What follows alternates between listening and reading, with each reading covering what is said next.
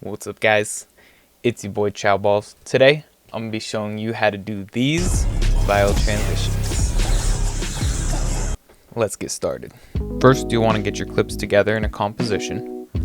Then you're going to want to find where you want this transition to happen. Then you're going to go to the first frame of the second clip and save that frame as, render that.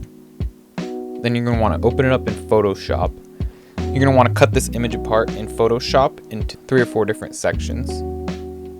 So I'll do the car, the wheels, the background, and the foreground.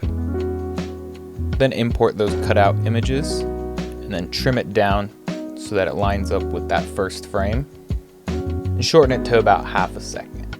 Then you're going to want to set a keyframe for the position for all of those images. So for the wheels, I'm going to do a scale keyframe as well. Go back to the first frame of those images and we're going to change the position. Set the car off to the left. I'll have the bottom go down. I'll have the top go up. Increase the scale of the wheels so that they go off screen.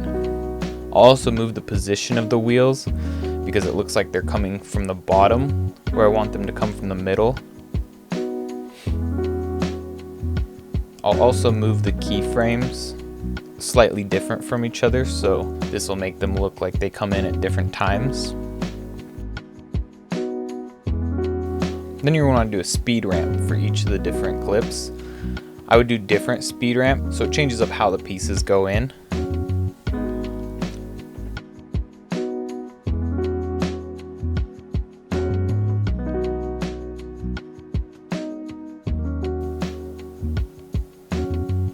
I'll also drag the wheels to the top since it is zooming.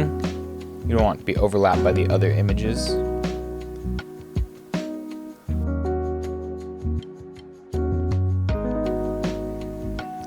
I would play around with these speed ramps to figure out what you like best. Then make sure that you add motion blur. You can add motion blur by selecting these icons on each of the clips. That'll look like this.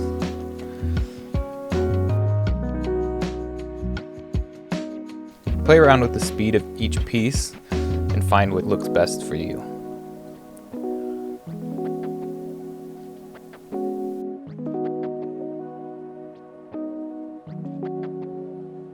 For this next transition, we're going to do the same thing. We're going to go and save the frame. Go ahead and render that out. Open it up in Photoshop. And I'm going to cut out the tail light. So I'll have one of the car without the tail light and one of the tail light by itself. Go ahead and import those and trim them down.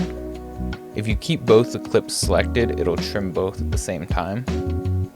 So I'll set the opacity for the car. We'll set a keyframe at the end where it's 100% and a keyframe at the beginning where it's at 0.